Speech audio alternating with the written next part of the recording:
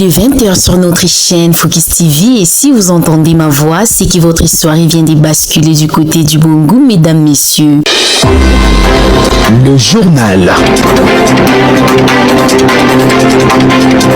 C'est toujours un plaisir de vous savoir nombreux à nous suivre sur les antennes de Focus TV, messieurs et dames. Bienvenue dans cette actualité sur votre chaîne Gaël Mangala et à la présentation de ce journal. La mise en onde est assurée par Eli Kibasa.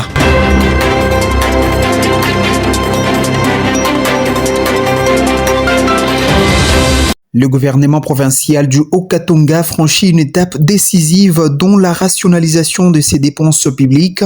Le gouverneur intérimaire Martin Kazembe a remis mardi 4 août 2026 le dernier lot de 5 véhicules officiels des marques Toyota Land Cruiser, marquant ainsi la fin officielle du système de location des charrois automobiles pour les membres de son exécutoire. Reportage. Le gouvernement provincial du Haut-Katanga tourne définitivement la page de la location des véhicules de service.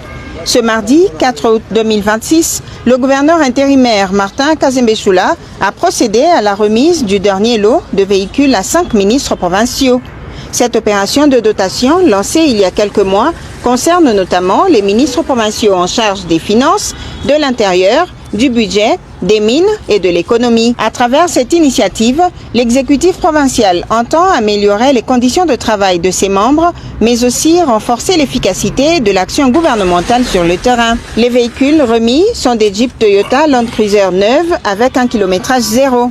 Merci encore une fois au gouverneur de la province pour les gestes bien d'accord.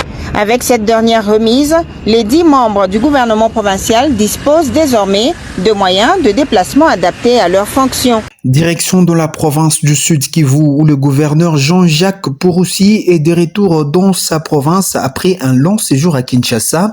Il évoque le retour de la paix dans sa province incessamment. On l'écoute dans ce propos choisi pour vous par la rédaction. Il était question de participer à un séminaire, à un cadre de concertation pour la réhabilitation, le renforcement de l'autorité de l'État dans les provinces du Nord et du Sud Kivu. Et ça, c'était organisé sous le haut patronat du président de la République, le chef de l'État, Félix Antoine Tshisekedi Tshilombo.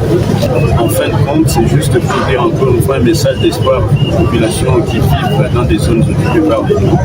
Et bientôt, cette guerre va se terminer parce que les efforts déployés par le président sur le plan sous-régional, national et international sont en train de porter leur fruit. Voilà ce que je peux dire.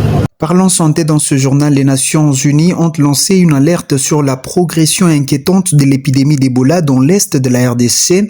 L'organisation redoute une aggravation de la situation sanitaire, notamment dans les camps des déplacés où la promiscuité et les manques d'accès aux services des bases favorisent la propagation du virus, appelant à une mobilisation urgente pour renforcer la riposte. Les explications de Santi Chmaoui Dianda. L'Organisation des Nations Unies alerte l'épidémie d'Ebola dans l'est de la République démocratique du Congo est désormais la plus grave enregistrée dans les pays. Déclarée le 15 mai, à Mongboalou à Ituri, elle a déjà fait 3748 cas et 1587 décès selon l'OMS. Les rythmes s'accélèrent de manière inquiétante. Plus de 560 nouveaux cas ont été enregistrés en une seule semaine. Partie de l'Ituri, la maladie s'est propagée à plusieurs provinces voisines. L'Ituri reste toutefois l'épicentre avec près de 90% des cas. L'insécurité et les déplacements des populations compliquent la riposte. L'ONU recense 270 000 déplacés dans la région. Pour répondre à l'urgence, un centre de traitement des 100 lits va ouvrir cette semaine à Ituri. L'OMS renforce ses capacités à Nizi. L'ONU appelle à une mobilisation immédiate pour contenir cette crise sanitaire majeure.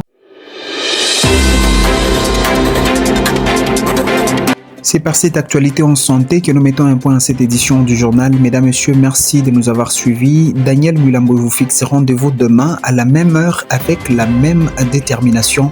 D'ici là, portez-vous bien et surtout prenez soin de vous car la santé, elle reste prioritaire. À demain.